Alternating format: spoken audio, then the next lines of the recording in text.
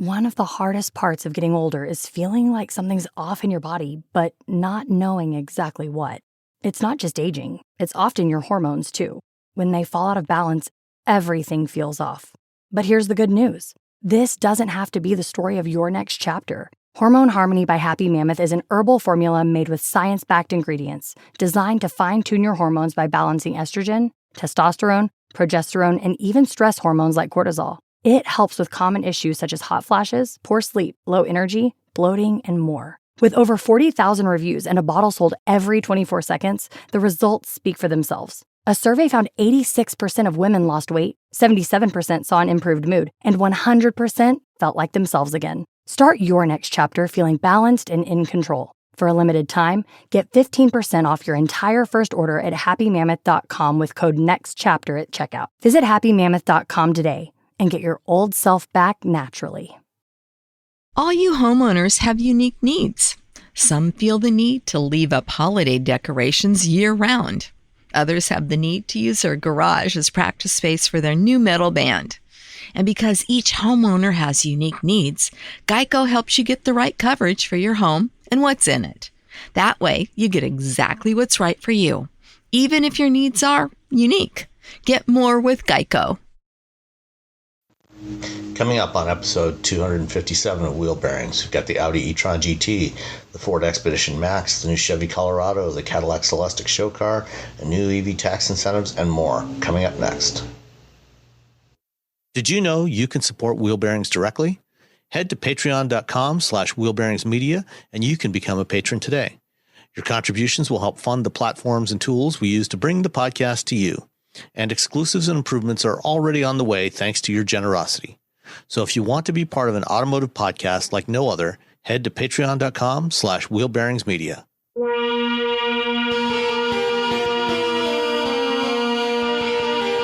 This is episode 257 of Wheel Bearings. I am Sam Abu-Al-Samad from Guidehouse Insights. I am Nicole Wakeland from the Fast Women podcast. And I am Roberto Baldwin from Ars Technica. And I am coming to you today from the luxurious Days Inn and Suites in Traverse City, Michigan. I'm going to be at the Center for Automotive Research's Management Briefing Seminars for the next couple of days, which is always an interesting event. But Nicole, yes. you had a busy weekend, and what were you driving? Well, wait. Before I start that, when you did your little intro, Sam, it sounded like you were about to say, I'm going to be at the Days Inn Community Center. We're going to be doing a 30-minute set with my good friend, Patton Oswald. It sounded like it did sound a little bit like you're on your comedy show tour. I'm sorry I interrupted. Yeah. I've ruined the flow of the entire it's a show. Side hustle. You're not supposed to give away your side hustle, Roberto. It did sound like you're about to tell us about your upcoming comedy special that's going to be taping in Nevada. Okay, enough about Sam and his comedy special. So yes, I had an adventure last weekend. I actually had, when I say the Wakeland clan, I mean all of us. It was my husband and I, my two daughters, my oldest daughter's boyfriend. The two of them flew in from Milwaukee. My brother-in-law and his wife, niece, nephew, and a girlfriend. So 10 of us all together in a giant Airbnb up in the White Mountains in New Hampshire, which is about a 2.5 hour drive north. So we wanted to have enough room for 5 grown-ups in our car, which we did. We also had to have the stuff for 5 people, copious amounts of food and a couple bottles of wine. And we also brought in his little teeny Only a couple bottles? Carrier. Oh, more than a couple bottles. More than a couple. And we brought my dog, who is like the size of a small cat, and we just had him in his little carrier. So we even had a little spot for Doggo on the way up there. So all of us. And I said, hey, could I get a car that could fit all of us? And they said, sure. And they gave me a Ford Expedition Max. So it was gigantic. And my husband actually had the gall to say to me, you think we're all going to fit in that? I'm like, did you look out the window? Did you see how big the car they just left in my driveway is? And he's like, oh, that's pretty big. It was huge. So not only did we all fit in it, we put all of our stuff in it, and it still didn't even look close to full. It looked like it was half empty. We've got like little carry-on bags from my daughter and her boyfriend coming from Milwaukee, our little tote bags, all this stuff. So I felt like it was the perfect test case for like, what do you do with a gigantic SUV. You put as many people as you can fit in, the family doggo in his carrier, and all of your stuff. It carried us all up there. It was super comfortable. It was super easy to drive. Before you ask, Sam, because you already asked, and I wrote it down in my notes, I got 18.3 miles per gallon. And the Not bad. Yeah, and the average is supposed to be 16 city, 22 highway, 18 combined. So I was right on that. And although I did a lot of highway driving, this sucker was loaded down. It had a ton of stuff. And once you get into the White Mountains, you were literally driving up really steep mountains. So it's not exactly the easiest, most fuel efficient driving once you get off the highway. I even got to, unintentionally, because thanks for the directions, Apple Maps or Siri or whoever my husband used, there was a class 6 road between me and the Airbnb that was not designated as such until we got right to it. And I'm like, this is not paved. This isn't even like a real road. This is like Bob and his buddy Sam just went out there and, made a road and hack out the trees out of the way when there's a windstorm.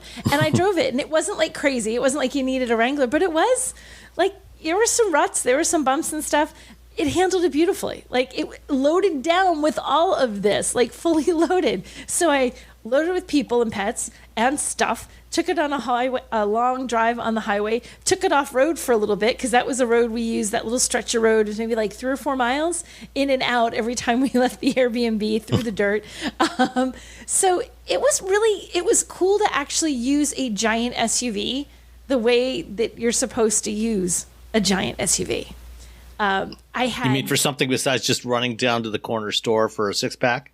Exactly. And I thought, okay, so if you really had a family where you, like, because there were 5 of us in the car, right? So if you had a family and you had 3 kids, like, and they're younger kids, and you really want, like, I get this. I get it. This is the first time I got it, because you could put all the kids in the car, you could put a friend or 2 in there with you, and you could carry all their stuff. You don't have to worry about splitting people up between 2 SUVs, even because there's nothing that's quite big enough to take everyone.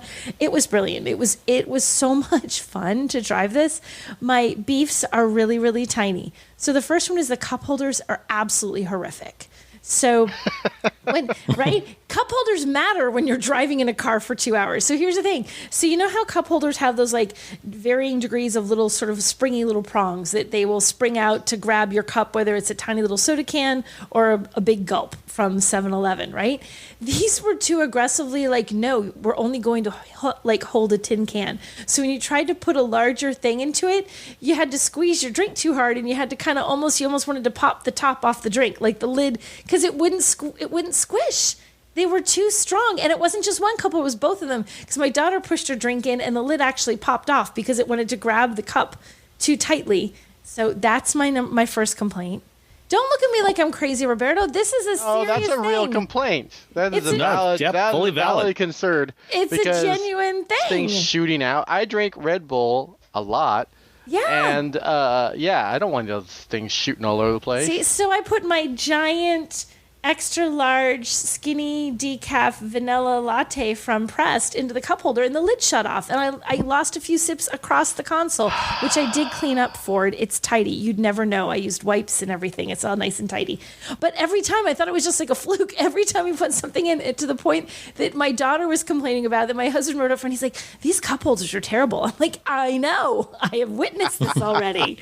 So the cup holders, and the other weird thing, the infotainment screen is amazing. It's this, I want to say 15.5 inches, but it's this huge vertical touch screen.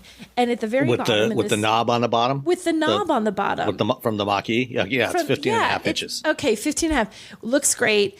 The knob at the bottom, 2 things about this. First of all, the knob at the bottom, if you do use the knob, there's also touchscreen things that are located very close to the knob. So you could touch them with your fingers, but if you grab the knob and your fingers happen to touch the screen at the same time, you accidentally activate touchscreen things.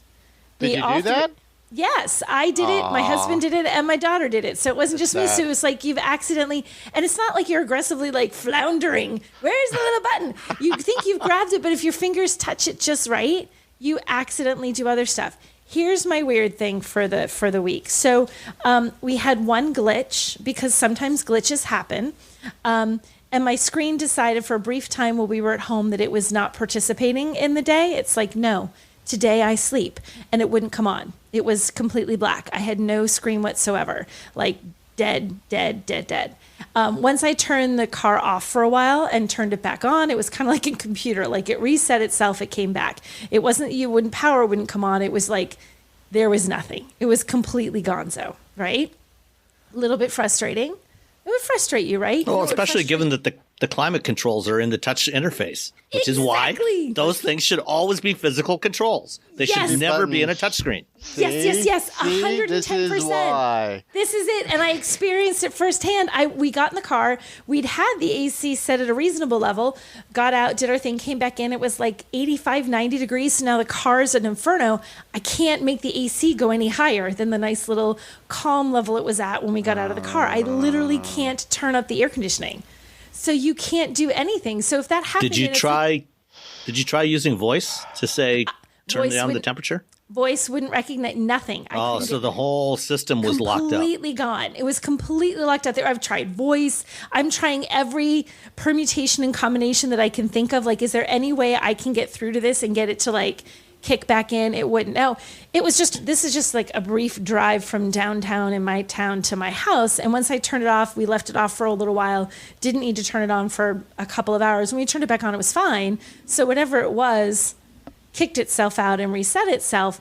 But I experienced that like, oh my gosh, you literally cannot adjust the HVAC. You can't do anything once that happens. So now I am pro also having buttons. If you want to put it in there, have at it, but also have hard buttons so that if something goes wrong with that, you can still adjust your AC. Because it was like in the summer, just kind of a pain in the butt. We left the windows rolled down a little bit to let the worst of the hot air out. And then eventually the AC at that low level was enough. But if it was like winter and you couldn't turn on your heat, that's a whole different story. Or your windshield defoggers. Exactly. Oh, yeah, your defogger. Yeah. So I'd never realized how bad that could be until that one moment. And I feel like I'm picking on it. I loved this car. This was a weird glitch, but it was one of those like, now I get why you don't want to design something. Do you love way. the car though? It's like loving somebody that you went out with and they were kind of a jerk to you a few times. He was and you're just like, yeah, but he was just a jerk once. There was one time he was a jerk, but all the other times. One time he just didn't do the One thing. time he threw my drink at me by accident.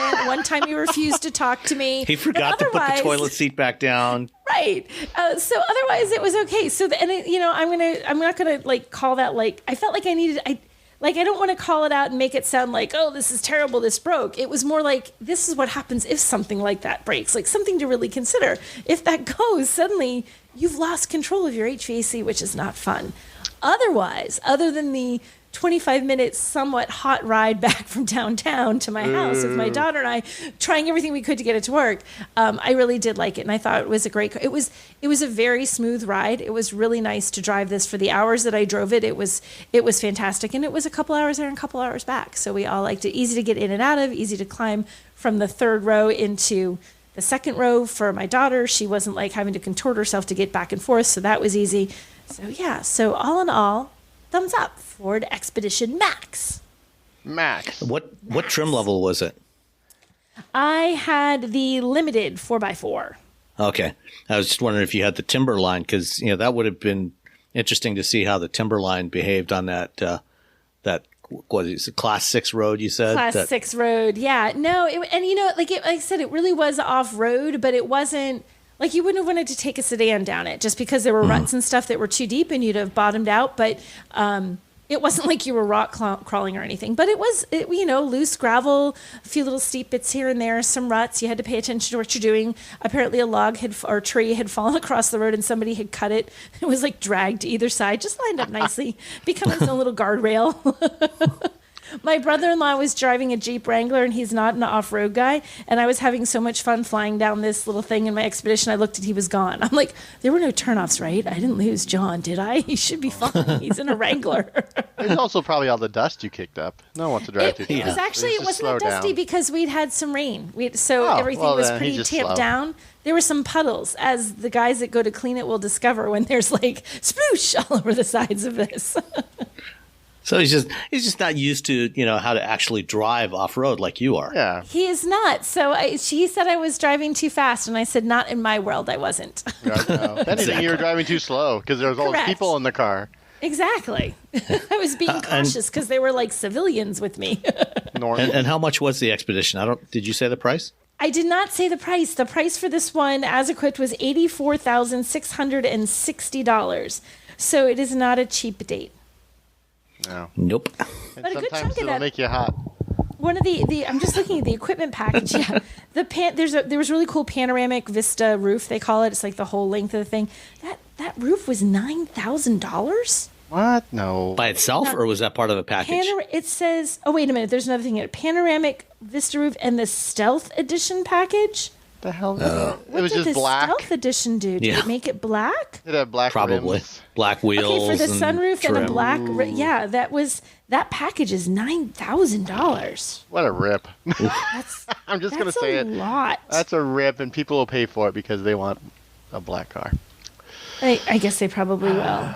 But they- it was fun. If I was looking to spend 86 grand on like really needed that. I mean, that is a huge vehicle. If you really need that much, it did the job, and it was fun, and it let me do a little bit of off-road stuff, and yeah, thumbs up. Even though it was a little bit of a cranky boyfriend, as Roberto's pointed out. Cranky boyfriend. I'm not going to keep you cool. I'm not going to let you put your drink here. No. You're not the boss of me. Don't push me around. Yeah, I'll show you. No HVAC. All right. What about you, Robbie? What did you drive? I drove nothing. I got nothing to tell you. I didn't. No. I got nothing out front right now. I'm just trying to catch up. I have a lot of non-driving articles. Also, I have some driving articles I have to write. So, in order to keep myself from falling further behind, I have opted to finish my work before taking on more work, like an adult. This doesn't happen very often. Look at you being all responsible. I'm so proud of you. I know. And of course now I'm like, oh, I got to reach out to those fleet guys and see if I can get that one car in. Wait a minute, I need to drive stuff. That's part of my job. I should probably do that. Oh, yeah, that's my job. So, yeah, All right. nothing. Well, when I got back from our vacation, my wife and I got back from our vacation a week and a half ago. We had dropped off the Mach-E GT at the airport in San Francisco, and back in Detroit, we picked up an Audi e-Tron GT. And so had my first opportunity to drive, one of these vehicles that's based on the same platform as the Porsche Taycan. I will say this is a fantastic looking car, and I really enjoyed driving it. This was not the RS. Just the standard e-Tron GT, and so it had I think about 580 or so horsepower, something in that ballpark, and 93 kilowatt hour battery pack. It is rated EPA rated at 238 miles of range, which doesn't seem like that much for a car this size with this size of battery pack. But in fact, when we got into it, it was showing 260 miles of range, and it was easily getting at least that much, because when I actually did a lot of highway driving with it.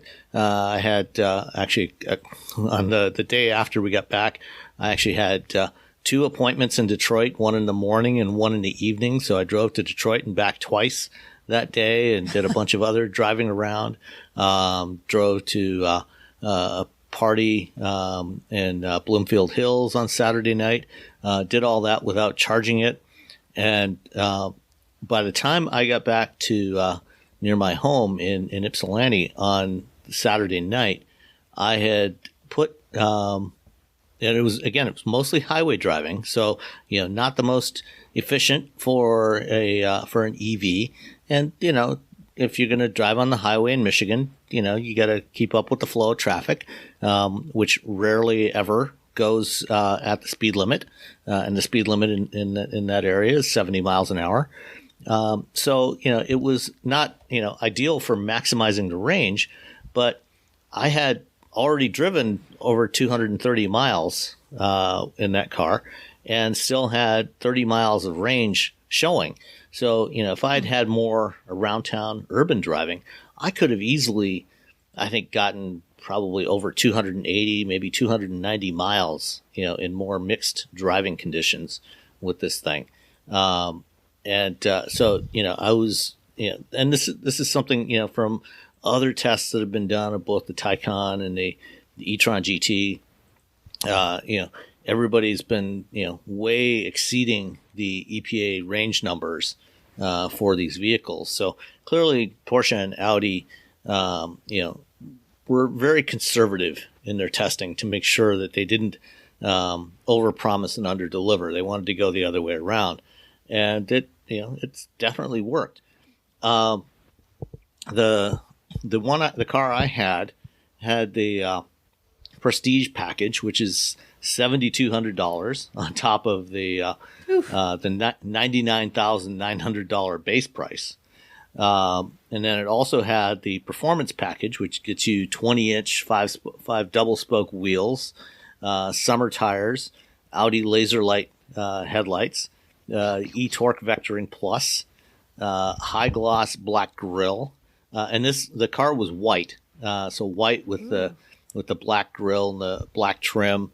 Had sort of sort of the Star Wars Stormtrooper kind of vibe about it. Full leather interior for another $4,000, and the technology features, and $1,045 destination charge brought the grand total to $118,740. Wow! So this is not an inexpensive car. But and yet those packages are still cheaper than the Expeditions. Like, hey, you want a glass roof and some black rims?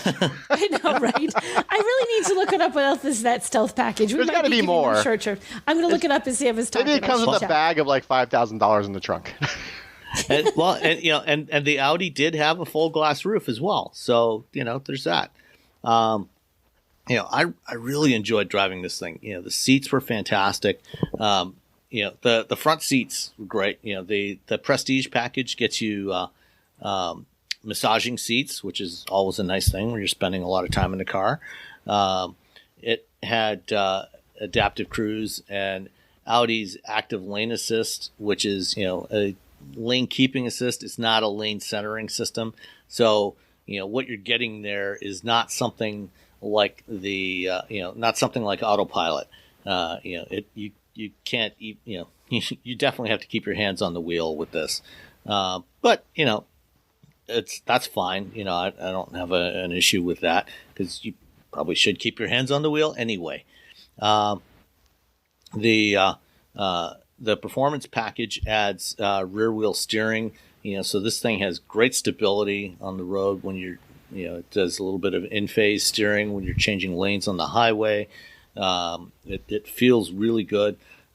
It's not quite as quick as the Taycan, but it'll still do 0 to 60 in about right around 3 seconds. And one thing that's interesting in this one, because it's the same powertrain you get in the Taycan, which means that on the rear motor there's a 2-speed gearbox, as opposed to just a single-speed reduction gearbox that you get on most EVs. And when you put it into the performance mode, there's several different drive modes. I think Audi calls it dynamic mode, and you use launch control. Launch control is dead simple to use in this thing. Put your left foot on the brake pedal, hold it down. Put your right foot on the accelerator, push it all the way to the floor. Remove your left foot from the brake pedal and go. And you can feel it when it shifts, which is an unusual feeling in an EV, because usually in an EV it's just completely seamless. Yeah, it's just one like whoosh forward. Yeah, you never feel anything. You're just you're moving. Yeah, you can definitely feel it when it shifts in this thing. When you've got it in eco mode, I think it keeps it just in the higher gear all the time, because the acceleration doesn't feel quite as brutal off the line. And you never feel it shift. And in most driving, and then pretty much anything but the hardest acceleration, you're never going to feel any shifting. But in that, when it is that, really hard acceleration, you can feel it shift. One complaint I do have about this car is I do wish it was a hatchback. It's it's got that sleek fastback shape. It looks like a 4-door coupe, but the trunk opening is kind of small, and the trunk is rather shallow. I was able to get, when we returned from our trip, I was able to get 2 carry-on bags in the trunk. I had to move the bag for the charging cable to get them in there, but I was able to fit them in. But it was a tight squeeze in there, and I ended up putting the 2 backpacks in the back seat.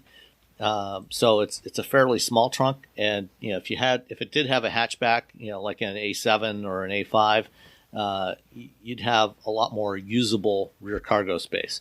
Back seat is also not especially roomy. I was able to sit back there. My head was not touching the glass ceiling, and my knees were not quite touching the front of the back of the front seat, the driver's seat. And I'm about 5'11" or so, so I was able to fit back there. But it didn't have the kind of massive capacity that you would get in something like a Lucid Air, which feels incredibly roomy in the back seat. This is definitely tighter. And, I mean, this is a classic grand touring car. So it's not a hardcore sports car, but it's fast transportation in style and comfort, and and it's gorgeous. I love the way this thing looks. I probably wouldn't choose one in white if I were buying one, because white's what color would boring. you pick? What would you pick? I would probably pick one of the probably multiple shades of silver or gray that they have. I don't think Audi has any really bold colors on this thing. They have the red. The red looks really nice. It's like a dark. Do they have a red? Yeah. Oh, yeah, that's right. I forgot about that. Yeah, they have the red. I think is that only on the RS though, or is it also? Oh, maybe it is always only on the RS. I've driven a lot of them. I've driven all the variants, so now I don't know which is which anymore. Look at me bragging about driving a car. Fine, whatever. Oh, yeah, I mean, I've driven. Maybe if there was it might just be the or, RS actually. Yeah, if there was a red or something or a blue, I would go with a bolder color. But the white's fine, but it like I say, it wouldn't be my first choice, and I would probably never buy a white car just because there's too many of those. But other than that, it's not an inexpensive car. It's fairly pricey. But if you're looking for something that's quick and very stylish and comfortable for a couple with room to take another couple along with you, when you want to go out for dinner, this is definitely something to consider if you're looking for a really premium grand touring coupe style car.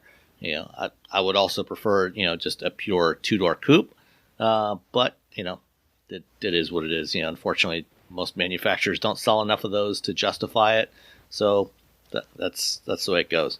But definitely gets a lot better range than what the Monroney indicates. So I wouldn't worry about the 238 mile stated range, because you can definitely go a lot farther than that. And you could, if you were driving it fairly tamely, which, I mean, who wants to in a car like this? But if you were, you could probably get close to 300 miles if you really wanted to. So that's the Audi e-Tron GT. Oh, and one other thing that I found quite surprising is the ride quality was actually really good. Considering the type of car this is, I drove it over some pretty rough pavement, and I wouldn't call it supple, but very well controlled and not at all harsh. It was very comfortable to drive. It's the more tame version of what the Taycan is. What you're saying. Yeah. Like if you drive the Taycan, the Taycan is a lot more aggressive, both accelerator and suspension wise. The e-Tron GT is when you're like, you know what? I just, I want to go fast, but I also want to feel pampered. Yeah. No, that's exactly right. Pampering. I deserve some pampering. A little pampering. Yeah. We all deserve some pampering once in a while. I think that's fair. Yeah. You work hard for your money. You deserve it. You should treat yourself right. Treat yourself to a little pampering. Okay, I have an answer too for you guys, by the way, what is in the limited stealth performance package after I dug through 8,900 pages worth of media and consumer site information. It just says the sunroof and the special stealth package on my Monroney, but the equipment thing is actually the stealth performance equipment group, which is the little code number. It gets a high output version of that 3.5 liter V6. I cannot for the life of me find out how much more horsepower that adds, but it does get a little, and a sport tuned suspension. So it gets a few little performance-y bits in addition to 99% of it being black stuff, black trim. It's probably about 10 or 20 horsepower, I think. Yeah, I can't find it. I'm looking for it, and I cannot find out what the horsepower increase actually is. But so it does get the high output. That's so you're getting a little bit more engine, a little bit more performance. Looks like, with the sport tuned suspension stuff. So it's a little bit more than just the black plus panoramic roof for 9,000. You get a little bit of performance. A little something. Yeah, Ford sells a bunch of different variations of that 3.5 liter EcoBoost V6, and they all range from about 400 to 450 horsepower. So it's going to be somewhere in that range. It's probably. Oh wait, I got it. 440. 440 horsepower. Okay. I don't know what the regular one is. So I found the high. I think it's 400. 440. Okay, so it's 40 more horsepower. It's a little chunk of extra horsepower. That's not a bad thing. So there you go, a little extra horsies. So that's good. That's worth $9,000. Yeah, totally worth $9,000. That and the black rims trim. Mm-hmm. And then the roof. You get you have a black headlamp and fog lamp bezels. Ooh. You didn't say anything about bezels. I know, I missed out on the bezels. There's unique interior stitching in red, but mostly it's pretty stuff and 40 horsepower. Pretty stuff and 40 horsepower. You got $9,000. Here you go. Here you go. Smartphones have gotten way more expensive over the past decade, and all it takes is one impact on a hard floor to make you wish you had spent a few bucks to put a case on it. Going online without ExpressVPN is like not having a case for your phone, and it only costs a few dollars a month. Nicole, Robbie, and I travel a lot for our work, and we spend a lot of time in hotels, coffee shops, airplanes, and of course the Delta Sky Club. Connecting to the Wi-Fi in any public places with shared Wi-Fi puts your data at risk because bad actors could be intercepting what you send and using it to steal from you. It only takes some cheap hardware to intercept Wi-Fi data, and even a smart preteen can do it. Hackers can make up to $1,000 per victim selling personal information on the dark web. ExpressVPN stops the bad guys by creating a secure, encrypted tunnel between your device and the internet. ExpressVPN uses state-of-the-art encryption that would take a supercomputer up to 1 billion years to crack. I have ExpressVPN on all my devices, including a MacBook Pro, Windows laptops and desktops, and Android and iOS phones and laptops, or tablets. When I want to be secure, I just launch the app, click once to connect, and my data is secure. As I said, I travel a lot for my work, and I have to connect to countless public Wi-Fi networks in many countries. I have ExpressVPN on all my connected devices so that whoever else is on the same network can't see any of my data. That's important because I often have to check banks, credit card accounts, and transmit client data that might be sensitive, as well as filing articles on news that might be under embargo. ExpressVPN protects all of it, and I've been paying for my own account for years. Secure your online data today by visiting expressvpn.com/wheelbearings. That's expressvpn.com/wheelbearings, and you can get an extra 4 months for free. expressvpn.com/wheelbearings. Are you feeling overwhelmed by hormonal changes? If you're a woman, you're not alone. With over 1,000 hormone disruptors in our environment, it's no wonder things can feel out of balance. On top of that, natural changes like PMS, menopause, and other life stages can leave you feeling tired, irritable, and trapped in a constant battle with your body. But here's the good news. You don't have to suffer through it. Hormone Harmony by Happy Mammoth is here to help. This herbal formula fine-tunes your hormones, balancing estrogen, testosterone, and even stress hormones like cortisol, which can contribute to weight gain, racing thoughts, poor sleep, and more. With over 40,000 five-star reviews and a bottle selling every 24 seconds, the results speak for themselves. Ready to feel like yourself again? For a limited time, get 15% off your first order at happymammoth.com using code NEXTCHAPTER at checkout. Visit happymammoth.com today and get your old self back naturally. All you homeowners have unique needs. Some feel the need to paint their door a vibrant shade of blue. Others have the need to decorate their bathroom with fish, anchors, and other nautical items. And because each homeowner has unique needs, Geico helps you get the right coverage for your home and what's in it. That way, you get exactly what's right for you, even if your needs are unique. Get more with Geico. All right. Let's get into some stories for the week. One thing that we forgot to talk about last week, because we had a bunch of stuff that we were catching up on, and I forgot to put it on. I actually had intended to put it on the rundown, completely forgot, is the Cadillac Celestiq, which, Nicole, were you at the GM EV Day in March of 2020? I was not. Okay. So I think I was the only one of the three of us that was there. This was an event they did in one of the last event that GM did before the lockdown, where they showed us a whole bunch of the upcoming EVs. And they showed us a clay model of the Celestiq. It was of the 12 cars that they showed us, it was the last one that they took the silk off of, and it said, oh, and one more thing, kind of an old time Steve Jobs thing, one more special thing coming. And they didn't give us much detail about it, except, they said, this is going to be a hand-built ultra luxury car. The one they had at the time didn't even have an interior in it, so we had no idea what the interior was going to look like. We only saw the exterior, and now they've shown off the Celestiq show car, which is, by all accounts, going to be essentially the same as the production model that's going to be coming later next year. This is going to be a hand-built, personalized for every customer. I think they're only planning on building a few hundred a year of these. So about the same pace that they're building Hummers right now, apparently.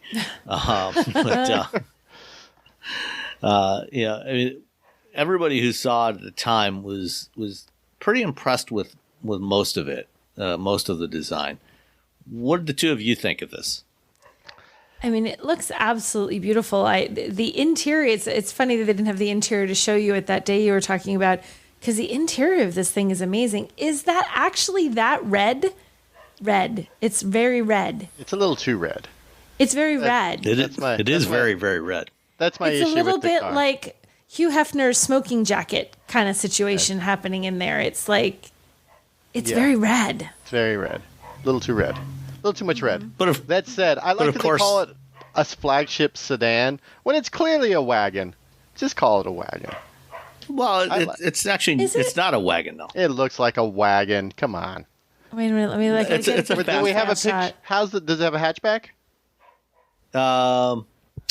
Yes, it looks like it does in this picture. I don't remember. I don't know. I can see the little line. He's from the. It looks like, I know, that's what I'm doing. I'm looking at like a little seam, and it looks like seam. And it pops up, and that's where you put your stuff in when you're going to Wally World with the kids. In your custom hand done commissioned car that I would never put a child in ever. Well, the kids when they're older, they're 19, kids when they're old 20. Enough to not. They want to go to somewhere across the country. Little road trip. It really is absolutely beautiful, though. It's even, as I'm picking on the red, it's very red inside, but it's a stunning car. The details, if it actually looks like this in production, if it's this detailed and has this kind of personality to it, it's an absolutely gorgeous car. Did they give pricing on this? It's going to be around $300,000. Oh, sure. For $300,000, it is going to look exactly like this. It's gorgeous. Would you hand build it? They're hand building it, and you'll be able to personalize.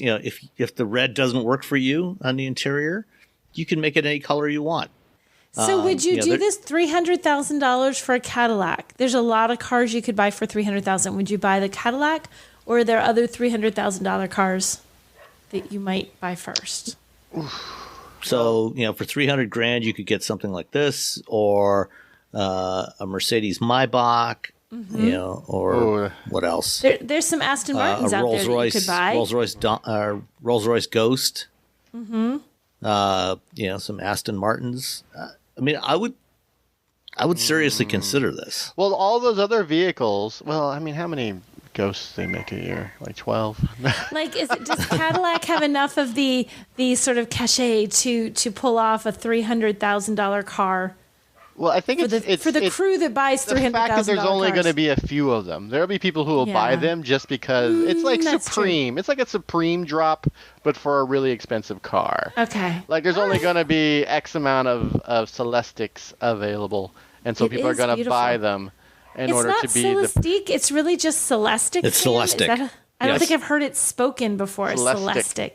I'm going to say Yes. Celestiq in my head all the time because I feel like that's what it looks like. You're free to pronounce it any way you want. Yeah.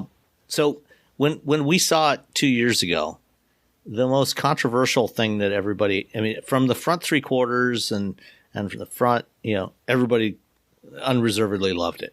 The one thing that kind of got everybody that they weren't sure about was the look of the C-pillar, the rear quarter.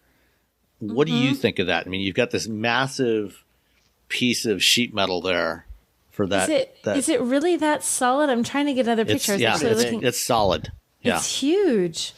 Yeah. Did it look awkward in person? Is this one of those, or you're saying it did look awkward in person? Because I'm looking at it as sometimes it doesn't, looking at an image on a computer isn't the same thing as the real live version, but it still looks kind of solid like that. That's a lot of metal for a C-pillar.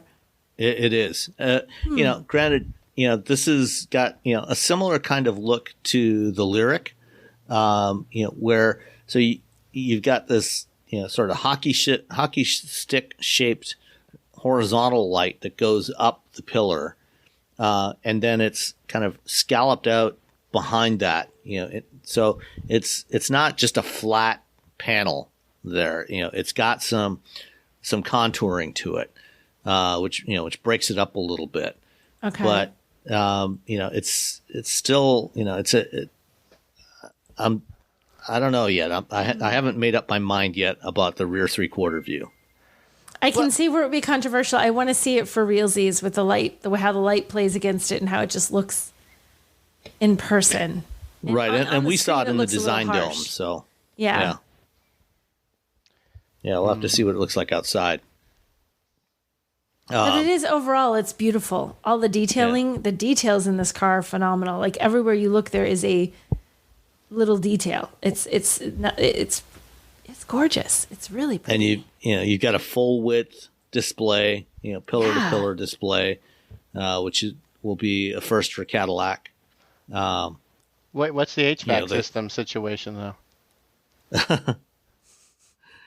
Is it all in that touchscreen? Because if it is, I'm out. Yeah, I don't know. We'll have to see. It's hard to tell from from these images. So we'll be seeing more of this in the coming months, and then we might even see it at the Detroit Auto Show in September. I suspect they'll probably have it there. And then, I think they may have it at Pebble Beach. Are you going to Pebble, Robbie? Yeah, I'll be at Pebble. So if you see me, say hi, and I'll give you a low five. No more high fives. I've decided high fives are not cool anymore. Low five. Actually, high fives are never cool. I just like to do it They're ironically. never cool when it's you because nobody can reach you. When you do a high five, it's like, I Low can't, I have to fives. jump. A low five's better. So if you're at Pebble and you see me, give me a low five. Okay. Or $1. One of those. All right. $1. So the Celestiq is riding on using the Ultium electric power system. So the Ultium battery, it's probably going to have at least 100 kilowatt hour battery pack, probably more for the high end versions. Because they're going to be aiming for probably 350 to 400 mile range with this thing. So we'll be waiting for more details coming up. Yeah. All right. Last week, GM also revealed another new model, this time not electric, the 2023 Chevy Colorado, their updated midsize truck. Did you guys have a chance to take a look at this? A little bit. The C-pillar is so much smaller, though. I don't know if I like it. Just kind of. Well, you could get the Desert Boss that has, the sport bar with the sail panels on there. So that kind of emulates the C-Pillar. All right. Yeah, that's fine then. Okay. So the new Colorado and presumably the GMC Canyon, which we haven't seen yet, are about the same overall size as the current generation models, but they stretch the wheelbase 3 inches, most of which goes to the front end. So you got less front overhang. They're trying to make this thing more off-road capable than before. They've added a Desert Boss trim on top of the ZR2 package that they already have on the current generation.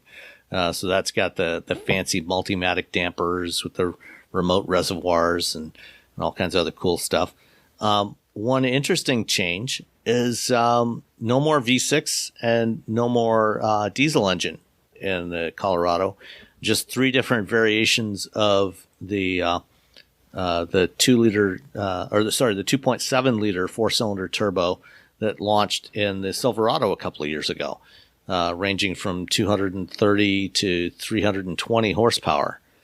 Have either of you driven vehicles with that 2.7 liter turbo in it? Oh, I'm trying to think of the Silverado. No, I've only driven the V6. I'm going to say I don't remember, which is terrible, but I don't remember. I don't believe I have. Okay. Well, it was fine in the Silverado. I was less impressed with it in the Cadillac CT4 V, but that's probably just because it's not really well suited to a car like the CT4 V.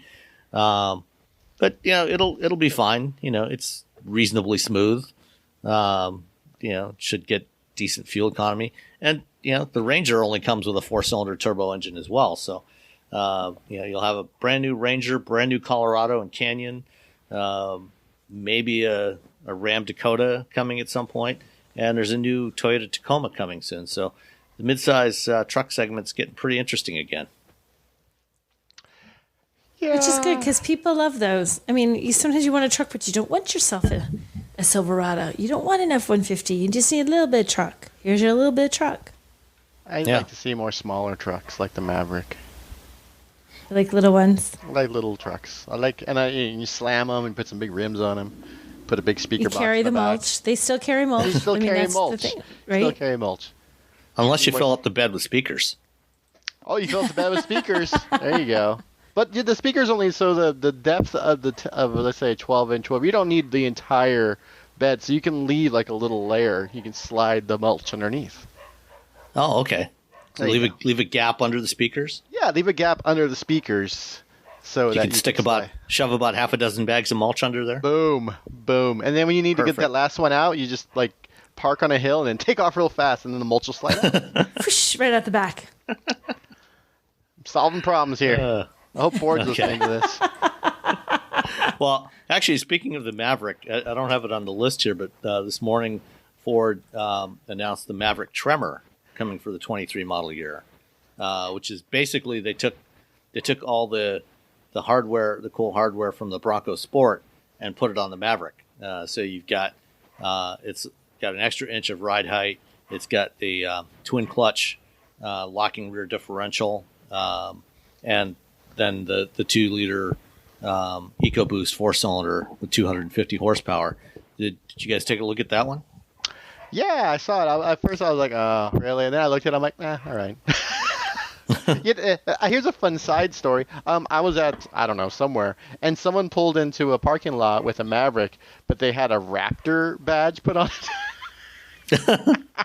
Just to screw with Was people? it just a base XL with the steel wheels and No, it wasn't the base XL. It was the Lariat. So they had thrown all the stuff on, and then they went out and they went online. They found the Raptor badge and they adhered it to the truck. That's kind of awesome. And it was the sad thing was slightly askew. So they spent all this money and it was just askew, just slightly crooked not enough. right. Yeah. Aww. I was like, oh man, you did all that work. Oh well. But the Tremor looks nice. I think it looks good. Okay. I'll allow it. Oh, yeah, okay. We'll allow it. Sam, they can continue. Production, go ahead, Ford. We've approved. Okay. Nicole and Robbie approve. I'll send a note to Mike Levine and tell him. Let him know. They can Mike, go ahead. it's cool. Go for it. It's okay, Mike. Go ahead. We're cool with it. Go. I was on the fence. Then I saw it. Okay, fine. You can begin taking orders and start building them. Well, they can't even build the ones they have already made. That's true. Like, I go to the Ford site. I don't know why I was looking up the Maverick. Maybe because I like the Maverick. I'm like, ooh, I should buy one of these one day. And it's like, yeah, you're not getting a Maverick anytime soon, buddy. That's essentially what the site says. Does it really? Yeah, if it's the same thing with the Ioniq 5. You go to the Ioniq 5, and it's like, it's like, oh, you sure? Well, Ford had stopped taking orders for the Maverick and a few other models a couple of months ago. And I guess as of today, they've reopened the order books again for the 23 models. So they're starting to take orders for the 23s now. Cool.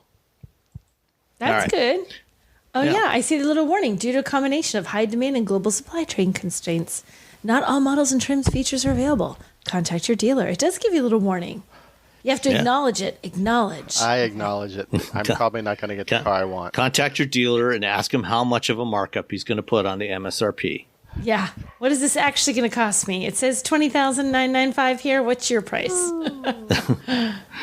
Well, $20,995 plus another $20,995. $995. And you're out the door.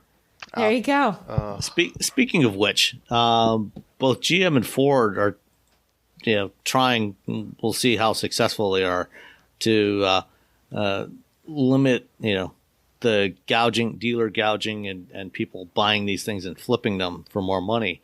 The latest thing that the GM did is they've announced that on several of their most popular models, like the Hummer, the Escalade V, and the Corvette Z06, if you buy one of these and then resell it within 12 months, they are not going to allow transfer of the warranties on these things. Usually, when you buy a car and then you sell it, as long as the warranties are still in effect, the original factory warranties are still in effect, it transfers over to subsequent owners. But that won't be the case if you sell any of these vehicles within a year after you buy them. That would presumably discourage people from paying a premium to get these things if they know there's not going to be any warranty on it. What do you think about that strategy? I get what they're trying to do. If the idea is that the dealerships are using fake names to buy cars, and then they turn around and sell them. And so that's sort of like, hey, we're going to stop that. And of course, there are people who are buying cars and then putting them on the auction sites and doing that. But at the same time, there are people, that's the unintended consequences of this rule is that someone buys a Z06 and then they get laid off. That's what I'm thinking. There's a medical emergency in their family, and now they're trying to sell a car, and oh, by the way, when you buy this car for me, it's not going to have the warranty anymore. Which now it's not only punishing the seller, it's punishing the buyer. So I feel like they're sort of dancing around the actual issue, which is the dealers ripping people off and figuring out new and exciting ways. And instead of just saying, hey, if you do this as a dealer, you're not going to get cars anymore. Instead, they're like, well, how about we do this thing instead? So it's not, I don't know. I feel like if they do this, it's to stop the dealers doing what they're doing. But the dealers will find a way to get around it if they can, and they'll, continue whatever their individual dealers' business as usual is. But like you said, Roberto, it's the guy who gets laid off and can't afford to keep his Corvette is now suddenly stuck when, honest to goodness, he wanted that Corvette and now he can't keep it. But now to sell it is a problem because he can't transfer the warranty. I feel like it's going to hurt the people it's least intended to hurt. Yeah. The dealer figures something out too. They're like, hey, you can buy a third-party warranty on this car. Yeah. Yeah. I would guess that, GM will probably build in some kind of flexibility so that, if you can, if you were, an actual consumer that bought this thing and you can provide some evidence that, look, I lost my job. I can't make the payments on this. Yeah. I need to sell it or trade it in. There's probably a mechanism they can judge, they can make a judgment call on a case by case basis and say, okay, for, in this case, because you did in fact get laid off and you need to sell it, then, we'll allow the warranty transfer on that. So, GM's got the discretion to be able to do that if they want to do that. If they have the people to do it. Because now you're That's like, true. now I'm waiting for, well, what's going on? Well, I'm trying to sell my car, but I can't sell it for 2 months because I'm still waiting for GM to say yay or nay. Mm-hmm. Meanwhile, my kids don't have any food. No, I'm just kidding. I just got. They're all starving, but I got this really snazzy Corvette in the driveway. I just. We might be being slightly more dramatic than what the typical consumer will have to endure, but hopefully, if you've got the wherewithal to buy, $100,000 to $200,000 car, you might have enough savings. Hopefully, you've got enough savings, to get you through a couple of months. If you lose your job, hopefully you're not living paycheck to paycheck. If you're buying a car like this, I guess. If you are living paycheck to paycheck and you're buying a car like this, that was a bad idea. Maybe you should rethink your priorities a little bit. Yeah, that's We're like, possible. well, I only got enough money for me and this Cadillac Escalade V. That's all I got, man. That's all I got. I got enough money. I'm at razor's edge. I'm living on the razor's edge of life. It's just me, this one studio apartment, and this Escalade. I love the backstory you've created for our consumer here. Gotta look good. All right. Last excuse me. Last news item for the week is Senators Schumer and Manchin apparently finally came to an agreement late last week on a new tax and budget bill that includes some updates to the EV tax incentive system. And there's some pretty substantial changes. First of all, they're eliminating the 200,000 vehicle sales cap to be eligible for incentives. And so, manufacturers, at least through the end of 2031, will be able to sell as many EVs as they can, and customers will be able to get tax breaks on them.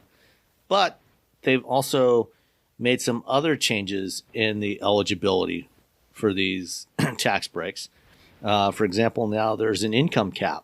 So it's $150,000 income for single filers, $300,000 for couples filing jointly. So if you make more than $150,000 or $300,000, you won't be able to get a tax break on an EV. You'll have to pay full price. There's also changes in the way that it's being done. So instead of a tax credit that you file on your next year's tax return, which means that you may or may not actually be able to get the full amount back depending on how much your income is, the new system allows for a transfer of the credit to the dealer. So the dealers have to register with the IRS to be able to do this, but if they're registered and the vehicle qualifies, the customer can transfer the $7,500 tax credit to the dealer and then get that as an immediate discount. So basically, you get a point of sale rebate, which goes, as a discount to the sale price, which means that you can actually, where the current system, the tax credit doesn't lower your monthly payment on the car because you still have to pay the full price and then get the money back later from the government. Now you can lower the upfront price of the car and get the a lower monthly payment. So EVs will be potentially affordable to a lot more people. And then there's also a cap on the sticker on the MSRP of the car. So for cars, it's going to be $55,000. So if an electric car costs more than $55,000, no tax break for you. And for trucks and SUVs, it's $80,000. So you won't be able to get a tax break on a Model S Plaid or a Lucid Air, but you can for a Kona EV or a Mach-E or a Blazer or something like that. or a Model 3 or a Model Y. You'd be able to get those. And then it's also limited to EVs that are built in North America. So you won't be able to get a tax break on a BMW i4 or an iX because they're built in Germany. You won't be able to get a break on a VinFast that's built in Vietnam. But if it's built in Canada, U.S., or Mexico, you will be able to get the tax credit. What do you think of this new system? My only issue is the fact that there's a $50,000 cap on sedans and an $80,000 cap on SUVs and trucks. Like, why? I know. Because that's my biggest issue. Everything else, for the most part, I'm fine with. I mean, instant money, that's great. The used car credit, $4,000. $4,000. Used EV, which most people who can't afford a new car. I mean, I've never actually gone out and purchased a new car. I've leased 2 new cars, but I've never purchased a new car. So, for people who make money I make or less and you can't afford a new car, you can go out and get a used one and get a $4,000 credit, which is really nice. I'm fine with and I'm also fine with the capping it, for $150,000. If you're buying let's say you're buying an Audi e-Tron GT, you don't need $7,500. You're buying Nope. $100 and something $1,000 car. That's you're fine. You're doing okay. You don't. Yeah. Yeah. It's the people. Really, I think at this point, it's trying to get, people who aren't making, $200,000 and buying plaids for funsies. It's everyone else. And then I'm also happy they got rid of the cap. I think it's a little unnecessarily complicated. Like, it's this much for cars, it's this much for SUVs. It has to be made in the U.S. If you're making X over X dollars, you can't get it. If you're making under X, you get this. If it's a used car, you get that. I feel like genuinely the average consumer is going to look at it and go, what? It's not that hard, really. I mean, the only thing if you make 150 and 300 for 300,000 for 2 people, 150 for 1 person, the 7,500, it's the same as it was before, except now you get money. Like right away. It's really the SUV versus like car thing. That's the thing that really bothers me. Why does that bother you? What? It's just more for one than the other? Because SUVs and vans and trucks have always got like this wonderful leg up, and being there's fewer emission standards. This whole thing, and then just telling people just keep buying gigantic vehicles that you probably don't really need in the rest of your life. You're like, it's cool. We're gonna reward you for buying a vehicle that's less efficient than the sedans because they're so much larger. They have higher drag coefficient, and I mean, what's the article about the Hummer EV getting the same amount of CO2 or less than a Chevy Malibu? I mean, big trucks are still big trucks. They're not going to be as efficient. And so you're sort of saying, hey, you're going to get the more efficient sedan. Well, we're going to lower the amount we'll allow you to spend on that sedan. That's more efficient than the large truck, the SUV. The vans, I don't know. No one buys vans anymore.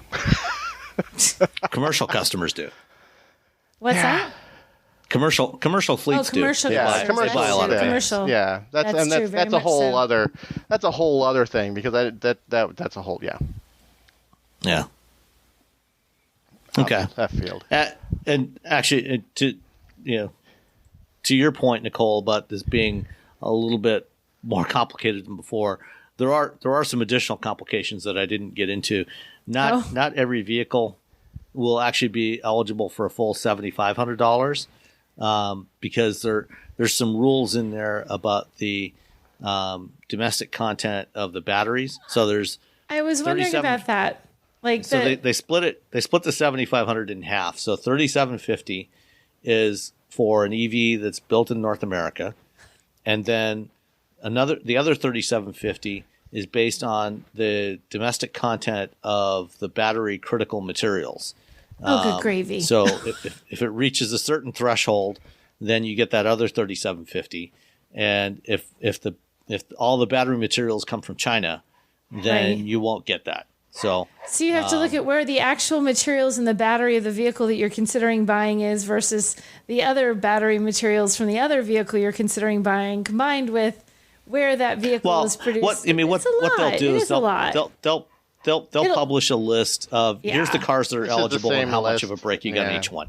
Because this is also for PHEVs and hybrids as well. I mean, you're still getting that whole system is like, well, it's based on battery capacity. So you can get a PHEV that gets $7,500 because the battery capacity is just a little bit north of what they've come up of a number they came up with like 10 years ago. So it's always going to be. I mean, it's always going to be like slightly confusing, and it's always just like, okay, these are the cars I want. You narrow it down to the 2 cars, and then you figure out how much you're going to get back for each of them. I still think it's confusing. I would love to see the government just make a rule that was like X or Y. That's it. Buy this, do that, like as opposed to. But if this, then that. It's like there's a decision tree there that has like 50 branches. I want a decision tree that has 2. I'm buying an EV. Yes, you get your refund, your rebate. I'm not buying an EV. No, you don't. Done. That's what I want my decision tree to be. I don't want to then be like, well, if this, then that, like little circles, and some of them are diamonds, and some of them are, well, what day of the week was it? Was the sun high? What was the temperature? Like, no. Are you buying an EV? Well, yes. it'll be a list of here's the EVs that are available. Here's the discount that's available on each one. Simple as that. That's right. And then you can decide, how much each one's, if it's something you can afford or not. Yeah. Rich people won't have to go through all those details. Rich people know how they're doing. They're gonna be like, "Oh, I'm rich. I don't get this discount. Oh well, I'm rich." Wow. Okay. Well, why don't we get into some of the listener questions then? Okay. And the first one, which is actually the last one on the list here, from John W. Halkias. He actually had a question about the tax credit, the proposed tax credit. And keep in mind that at least as of the time we're recording this on Monday night, this has not actually been voted on by Congress yet. And it's still possible that Senator Kyrsten Sinema from Arizona could sink this whole thing because she hasn't said if she's going to vote for it yet. So it's possible that this might go nowhere. But plus John's amendments question was... Some people will put amendments in. Well, they can say, hey, you know what? I heard Nicole. This is too complicated. Well, I think this wheel bearings. I've made it easy. There's 2 decisions. That's it. I think this is, if I'm not mistaken, I think this is a reconciliation bill, which basically means it's going to be an up or down vote. At this point, there's no more amendments. No more amendments. Yeah, I think so, but I'm not 100% sure on that. But John's question was, he said, do you have an explanation on the proposed tax credit, which we just talked about? And he said, what current vehicles would qualify? Basically, anything built in North America, it will get something. And then is it only battery electric vehicles, or do plug-in hybrids qualify as well? And plug-in hybrids do continue to qualify, but they have raised the minimum battery capacity. So it used to be a plug-in hybrid had to have at least 4 kilowatt hour battery. It's now 7 kilowatt hours under this bill. So it's almost double the size. So still pretty puny. I don't think there's any. I'm sorry, I'm laughing at the fact that it was 4. Yeah. It's like a bunch of 9 volts like shoved underneath. Yeah. When this was done in 2009, there was, you had that first generation Toyota Prius plug-in, which had like a 4 kilowatt. It was just over a 4 kilowatt hour battery, which is basically useless. But yeah, plug-in hybrids will still be eligible. So let's go through this list from the bottom up. Whoa, Coach Cabrera asked, is the new Silverado EV only being offered in work truck and premium models? Where are the in-between versions?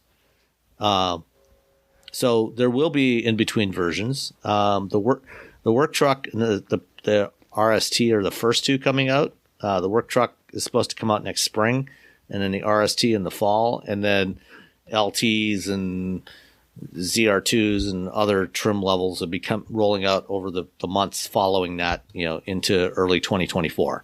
So there will be a full range of trim levels. They want to get the big money, and then also the big money with the fleets first. Yeah. The 2 big monies. The 2 big monies. Yep. No whammies. Okay, this one's for you, Nicole. Yeah, it kind of I'd like to hear about EV infrastructure in the Northeast.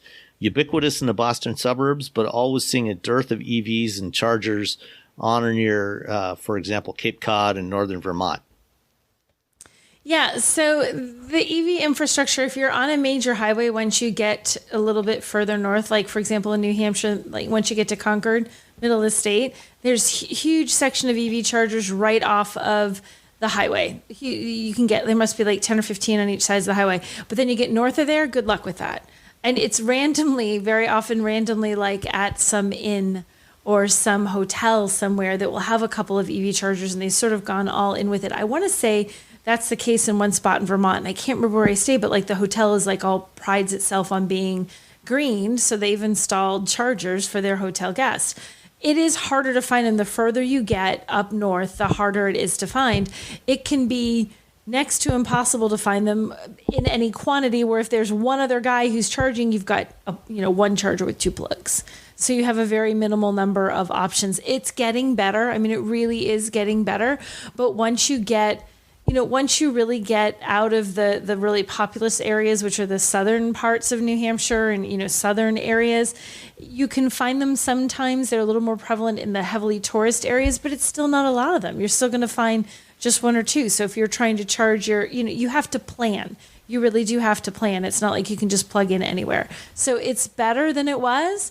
It's still not great. Still not great. And during the wintertime, they are so very often just plowed right in that no one pays attention. The guys plowing the lots. And I don't think it's intentional. I honestly think they just don't know. I don't think they're looking and going, they think their brain is seeing big white thing. That's a sign. No one needs that. Not like big white thing. That's a charger when people need that, So, yeah. Just travel with a shovel. Better.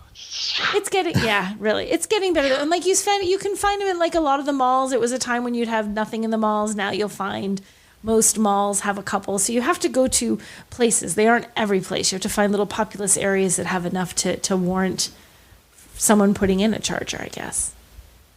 When you do find a charger at a hotel, is it usually a general purpose charger with a 1772 connector, or is it a Tesla destination charger? I've seen some that have. I was at a couple places that will have like a Tesla charger there, but then a couple of just generic, anybody can use this chargers. Because I have seen both at hotels, depending on the hotel and the inn. The larger ones, sometimes a larger resorty kind of place might have a little bit more. You get to an inn and they may have just said, well, we have an EV charger here at our inn for the one person who wants to plug in right now, and that's it. But again, it really varies from place to place. It's something if you're going up into the Northeast, if you said like, if you're going up to Vermont, if you're going really up into the Northeast, you have to look at where you're going and check the availability, ahead of time. So you know what's available wherever you're heading. As I lose my voice. All right. Next up, from Team Engineering, thoughts on the viability of the Hyundai Envision 74 hydrogen fuel cell stack for range extending EVs.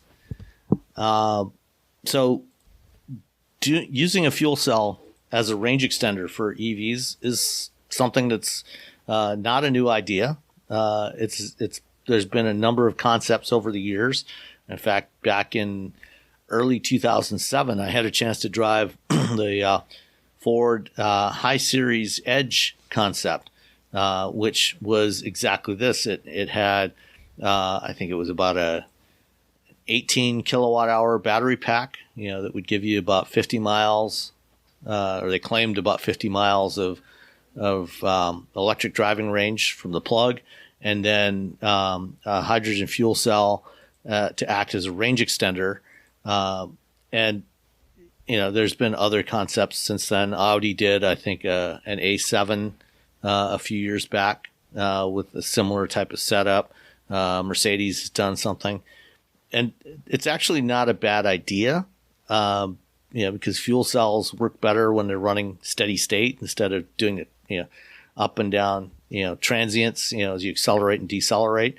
And you can rely on the battery to do the transient stuff and then just use the fuel cell to keep it charged. But it's also a more expensive solution. So, I mean, it's technically feasible. Is it economically viable? Probably not so much. I mean, when it comes, the fuel cell is still running an electric motor. I mean, if you get the the Nexo, the fuel cell, and then it had a battery on it as well. So it's it's not like Hyundai hasn't done this before. They've just supercharged what they're doing with the Envision 74, where you can have both of them in like the coolest looking concept car that we've seen in like 10 years. It can happen, and it makes sense. I mean, South Korea. Is not North Korea. I don't know what's going on in North Korea, as the rest of us don't know anything. Anyway, South Korea, they have an actual hydrogen refueling infrastructure, unlike this country. So, that's where Hyundai's based. Makes a lot of sense. Yeah. And they can learn from this vehicle and have a lot of fun, and of course make us all drool over the vehicle for the next 5 years, and then say, "Nah, we're not making that," or maybe they will, but not here. Oh no, that'd be even worse. See, that's the would it be worse? Right? Would it be worse that they don't make it, you. or worse that they do make it, but North America doesn't get it? Which is worse? Worse when you can't have it. It's like, look at that really cool thing there.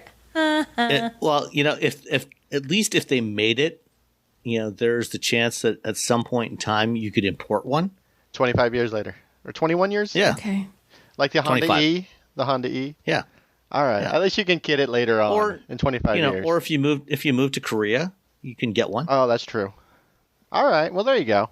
You just got to move to Korea. But then again, Korea is the speed limit in Korea is like 12 miles an hour. Everything drives. I was in a mountain. I was on a mountain road, and the new Soul EV, which they were going to bring to America, then they changed their mind not to. It was a fantastic little EV, and the speed limit was 30 kilometers an hour, which is 18 miles an hour.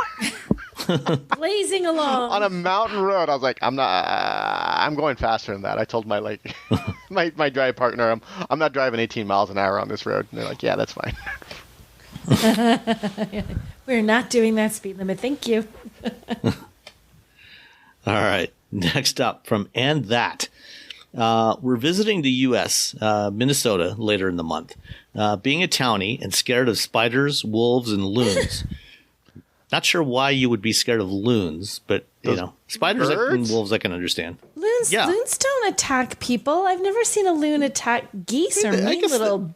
I guess the sound of a loon can be a little spooky if you're not used to it. I find they're kind of nice, and they're pretty birds. Anyway. They just float along. Or maybe they mean like loony people, like the Looney Tunes. Oh, that could be. I think they mean that. I don't think they mean the bird. Okay. Anyway. My oldest son plans to sleep in the car rather than the cabin. Any tips for making his time in the back of our rental Suburban more comfortable? A hotel. No. Yeah. Pillow.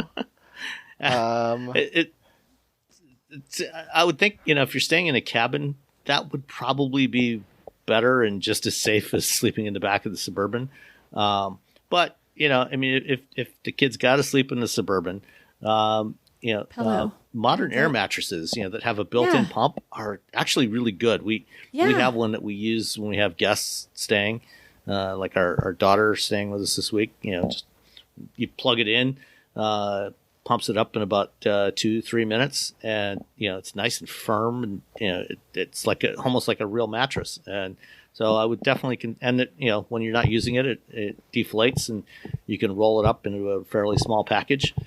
So I would definitely consider getting an air mattress with a built-in pump. I would say, and if you're depending on how late people sleep in, it's going to be really bright inside that car as soon as the sun comes up because of all the windows. So something like either get some little towels or something that you can hang out, some way to provide or get them an eye mask or a mask. Something, an eye mask, because otherwise it's going to be bright. And when the sun comes up early in the summer, it's bright. What's he's going to be That's sleeping true. in the car and up at 4 a.m. because the sun's up. What's the temperature in Minnesota at the end of August? Like the day, is it still hot? Is it still summer hot, or is it start getting cold? I think it's still summer hot, isn't it? Yeah, I would think. It's probably getting into the 50s at night. So not cold, but cooler. Not too bad. They're not going to freeze. As long as you got a good sleeping bag, it's fine. Yeah, a sleeping bag, a nice air mattress. Because a actually, pillow. have you ever slept in a car? I mean, has that? I like, slept. right- My I grand. have. When we used to go, when I was a kid, we used to go. Well, not a kid, a teenager, 20s. We used to go surfing all the time. What we'll do, because I'm from a mountain town, we would drive. We would leave our work at like 1, 2 in the morning, drive to the ocean, sleep in the car. So I would just put the seat back in like my 90 Honda Civic hatchback, and there'd be 3 of us. So the people in the front and then the person in the back, we'd all just sort of scrunch up and like make sure our surfboards weren't stolen. We put them in the car, so we sleep underneath the surfboards in the car if they fit. God. And if they didn't, we just like hope for the best and leave the big one on top. So I've done that, and I've slept in the back of a WRX wagon, not with the back down, with just in the back seat. But I just had a pillow. I had to sleep. I had to go see. I was at a hospital. I had a family member who was very sick, and I got there, and then it was we did all the sick family member thing, and then like okay, and then I was like, well, I don't know. I'm just gonna sleep in my car, and so I just slept in. So my thing is, if you sleep in the car in the summer, even if it can get kind of hot if it's still warm, but also gets very humid in the car because it's hot already outside, and then you have it all closed up. And imagine this poor kid's gonna have every window, everything sealed completely tight to protect against the killer loons, right? So and you've the got to think spiders. that this, Well, it's going to get actually, hot. So if there's some little fan, like a little portable fan or something, like little tiny ones like you put on your desk almost, that runs in a something, because it's going to just get it's going to get really muggy in that car. You're going to have like condensation on the windows when you wake up in the morning. Swampy. Well, and Swampy. the thing is, you don't want to leave the windows open because the spiders. Bugs. Well, That defeats the I mean, I purpose. wouldn't worry about the spiders, but the mosquitoes are going to eat you Yeah. alive. Oh yeah, the mosquitoes and those loons. There's Once a the lot loon of can get like mosquitoes one up of its like little bills in the They're open like window. mice. They They're can get in. really tiny. They can get through anything. They have really long Yeah. tongues. They just reach down and they can unlock the Stab door with you. their tongue.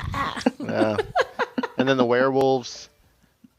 So Don't tell them about the werewolves. Don't tell them. I mean, if it's in the guide for Minnesota. It's like right there. It's on the first page. on the first page. It's in the forward, I think. Hey, Yeah, it's in the Minnesota, we're introduction. awesome. By the way, werewolf. Werewolves. All right. Another one from Team Engineering. Thoughts on Aptera's Tesla charger petition. So for those not familiar with this, do you know Aptera? The company trying to make this little 3-wheeled teardrop shaped thing.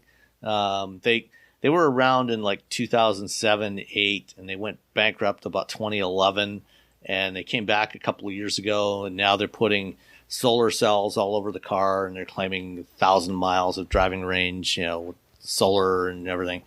But they would when they published the preliminary rules for the funding for EV charging infrastructure from the infrastructure bill, one of the things in there was that the chargers had to use CCS connectors, which is the industry standard for everybody except Tesla.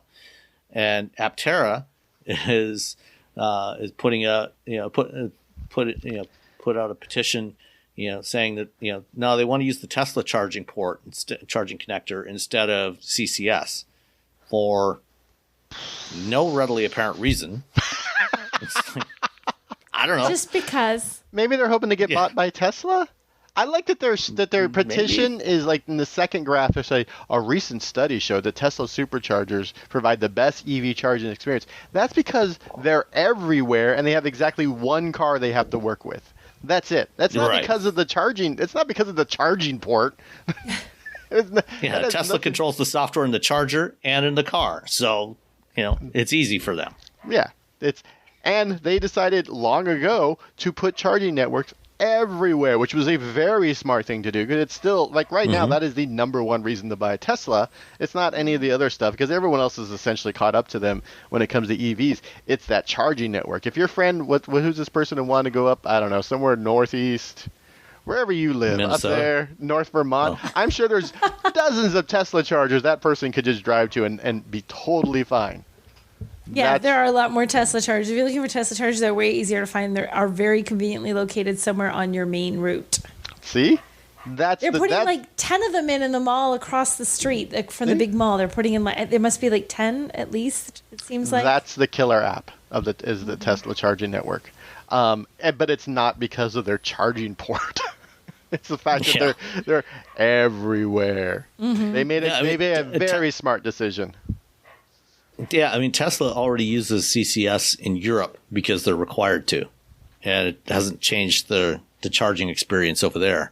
So you're right. It's not about the port. It's about all the other pieces of the puzzle. Yeah. All right. Surtur asks, how will the customer base change for the Charger and Challenger if it goes EV? Not if, when. But how different are the Mach-E and Mustang ICE customers from each other? Is there overlap? I live in Northern California, so I think there is some overlap because I live in Northern California, and EVs are just a dime a dozen now. They're all over the place. But that said, having grown up with people who are really into muscle cars, family members, friends, etc., being from a small town, there are a lot of people who will never buy another Challenger or Charger again once it goes EV. Because people do say that, like hardcore Mustang folks say that about the Mustang. It's not a Mustang. The Mach-E is not a Mustang. I will never buy one. They have, tarnished the Mustang brand forever, and no way. I will never. There are a lot of people, so I can imagine the same thing's going to happen with the Charger and Challenger. Yeah. People attach their identities and their personalities to parts of their lives. Like some people attach it to Tesla or to Apple or to Android. And for the muscle car guys and gals, it's the same thing. They've attached their personality to a muscle car, which is a big, loud V8 and horrible, horrible handling. And that's fine. So I love muscle cars, but I know their limitations. There you go. Yeah. So if you must have a V8 Charger or Challenger, buy it between now and the end of 2023, because after that, it's gone. The Hellcat is going out of production next year, and the Hemis will probably follow it close behind. The next generation Charger and Challenger coming in 24 will not have a big V8, but they will be faster. Yeah, that's the thing. They're going to be quicker. And the Cat might be that Cat. Remember that Cat from the battery ads when we were little kids? The little electric Cat? Oh, if they could get the licensing for that little electric... electric cat? It was like a black cat. Ads? It was like a black cat and had its back arched. I think it was a Duracell. I do remember that. I think it might have been Duracell. Was it Duracell? I think it was Anyway, it was a battery manufacturer. Yeah. They had that Cat, and he's like he looks like a lightning bolt. It was Everready. I just Googled. It was Everready. Okay. Because it had 9 lives. 9 lives. There you go. That was the little advertising, because I'm looking at it now. There's going to be a lot of Hellcats, EV Hellcats, that have that sticker plastered on. And they're going to be at the track, and they're going to make you feel really sad when they outrun your current Hellcat. Yeah. I'm sorry. But they won't make the cool noise, so you got that going for you. You're like, yeah, but you can't do this. All right. Last question. Well, actually, you can make that noise because you can program them to make any noise you want. You could make it sound cooler than a Hellcat. Oh. You could, yeah. Could you? What's cooler than a Hellcat? I don't know. Come up with that, Dodge. Make it sound cooler than a Hellcat. You can make it sound like a Hellcat. You can make it sound like a Hellcat. It has to sound cooler than. It has to be better than. Yeah. Just dog Otherwise, barking. Happy birthday song. All right. Last one for this week from Fozzie B. We should not record this late. Looking for the team's feedback on level 2 chargers.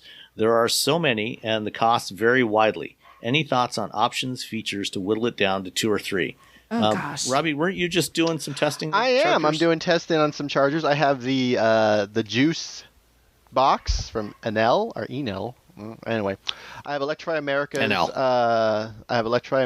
home charger, and I have ChargePoint's home charger. And I'm doing a big review for Wired for these, which requires a lot of charging, and more charging, and sticking things to the walls of my house and doing anyway. So I think for most people, if you're probably going to want like a 50 amp circuit in your house, so you can get a 40 amp charger. It'll go up to 9.6. 9.6. Yeah, 9.6. Kilowatts per hour, and overnight, I mean, I charged a Ford F-150 Lightning with it, no big deal, And I think, if you want something quicker, you can get something quicker. You can get like 100 amp systems. You can get, I think Ford's going to have something that's just ridiculous and charges really quick. And Lucid will have something that's ridiculous and charges really quick. But for the most part, those three are sort of the big three right now. A lot of automakers are also making their own. And so you can get those as well. Really, the whole point of having the home charger is that, you can just check your phone and see how it's charging. You can keep track of, how much money you're spending. Some of them have that. You can also set it up with scheduling, which is nice if you live in an area where your electricity costs are different depending on the time of day. There's different tiers. In the middle of the night, our electricity is like half the cost of what it is during the day. So having a home charger and saying, hey, I only want you to charge from midnight until noon, or 9 a.m. in the morning, or 6 a.m. in the morning, is great, because you know that you're only getting charged when the electricity is the least expensive. And you can also like override that if you really need a charge. What's nice about the level 2 chargers is that in the instances where you do need, you have been driving around a ton, and in a few hours, you get home, and in a few hours you have to go somewhere else. It is nice to sort of just plug it in while you're at home, unpacking or doing whatever you have to do, and then turn around and take off and take care of other errands in the house. That's where, because it's not going to cost you any more to charge your vehicle if you're using a level 2 charger versus just plugging it into the regular socket, because you're using the same amount of electricity. It's just you're getting it quicker. That's the whole thing. And they are, going to be expensive. I mean, for me, getting the outlet put in was like $700 and something, which I found out is about the average. So that's, it's a lot to sort of lay out. So you're like, hey, I'm saving all this money on an electric car, and you're like, oh wait, hold on. There's these other things. But you only have to do that once. But you only have to do that once. And One shot. Considering how expensive gas has gotten, especially here, I drive my BRZ for fun, but for like errands, I take our Kona electric just because gas is so expensive and electricity is far cheaper. And it's, again, if gas was $5 a gallon, which it's not here, it would cost me $18 to drive 100 miles in my BRZ. It costs $6 to drive it in the Kona. Wow. So, and I mean, you mentioned that it doesn't cost you any more to charge from a 240 versus a 120. Actually, it can actually be cheaper from a 240, because most the onboard chargers in EVs are typically optimized for 240 volt flow versus, and so you a lot of times you actually end up getting more losses when you're charging from 120 volts. You are correct. So I forgot all about that. With 120, you might actually end up using a little bit more electricity. You're going to get the same amount of electricity going into the battery, but it's going to consume more because of the losses in the conversion. So it's actually more efficient typically to use a 240.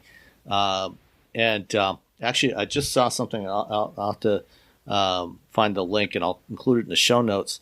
There's a company now that is making a device that goes in between. It plugs in between the meter and the socket that your electric meter plugs into on the outside of your house or your garage.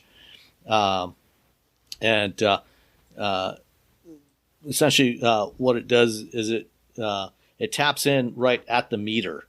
So the meter's still measuring, all your electricity use, but it gives you a 240 volt outlet right at the meter, so that you don't actually have to do any electrical upgrades in your house or run an outlet from your panel in your house into your garage or to the outside of your house.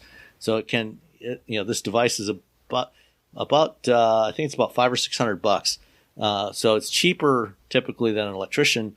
And, if you have an older house, if you have, only 100 amp service in your house, you'll want to upgrade that to 200 amps before you install a 240 volt outlet. But with this device, you don't have to do that upgrade because it plugs in right at the meter. So I'll find it and include it in the show notes. That's another potential solution. The other thing to keep in mind is, think about, check out the EVs that you're thinking about buying. because a lot of EVs now are bundling a charging cable that has interchangeable tips on it that actually supports 240 volt. So, you don't actually, like for example, all the Ford EVs, the Mach-E and the Lightning come with a 240 volt capable cable, but it's got an interchangeable tip, so you can plug it into a 120 outlet if you need to, or into a 240 outlet. The Lightning, if you get the Lightning with the extended range battery, it actually comes bundled with their Charge Station Pro, which is an 80 amp, 19.2 kilowatt charger. So you get that with the truck, and you just need to have the outlet put in your garage. And then and those chargers, those 19 kilowatt chargers, typically cost about $2,000. They include that with the truck, so you don't have to buy that extra. And then the Mach-E comes with I think a 9.6 kilowatt. And if the car you're buying, most EVs have the ability to do the scheduling right in the car or from an app that's connected to your car. So again, you don't necessarily need to have a charger that has that connectivity and a separate app for the charger. You can do it from the car. You can control it from the car and do that scheduling of when you want to charge. And so, the charger that I bought is actually, it's an e-Tron 9.6 kilowatt, 40 amp charging cable. It doesn't have any connectivity or any smarts. It's got a display on it, so it tells me, how much current and voltage I'm getting when I plug it in, and then when it's all done charging, it shows me how many kilowatt hours it transferred to the car. But I don't get any connectivity to the charger itself. It just shows me on the thing there, but I can control scheduling from whatever car is plugged in. And that one was only $300 on Amazon. Yeah. So a bargain. A bargain. Yeah. Do you remember though, if you get even if you buy the Lightning and the Maverick, or not the Maverick, the Mach-E, you're gonna have to, if you don't have that 240 volt outlet, you're gonna have to get an electrician to come and still put in that 200 volt. Yes. That Lightning, you're gonna need a 100 amp dedicated circuit just for the charger that comes with the Lightning with the extended battery. And the Mach-E 9.6, you're going to need a 50 amp because you want to do 20% higher than the amp it's being used, blah, blah. The electrician will tell you all that stuff about it. Eventually, you just got to call an electrician. Don't burn your house down. That's my thing. Yes. There's a lot of things Don't you can do in your burn your house house. down. You can unless you are a licensed electrician, do not do this yourself. Oh God, no. Get a licensed electrician to do it. Do not. Hey, if you can hang a picture in your house, great. You can replace the door, outstanding. But unless you're like a certified electrician, don't mess with electricity because it'll kill you. Don't mess with that. Or burn your house down. One of those, there's a couple. Or both. Burn your house down and kill you. You are the kindling that burnt down your house. All right. With that, let's call it a show, and we'll talk to you all next time. Bye, everyone. Bye. Shopify is a global commerce platform that helps you sell at every stage of your business and sell more with less effort thanks to the Shopify Magic, your AI-powered all-star. Sign up for a $1 per month trial period at shopify.com/redcircle, all lowercase. Go to shopify.com/redcircle now to grow your business no matter what stage you're in. Shopify.com/redcircle. Check engine light on? Take the guesswork out of your check engine light with O'Reilly Veriscan. It's free. Ask for O'Reilly Veriscan today.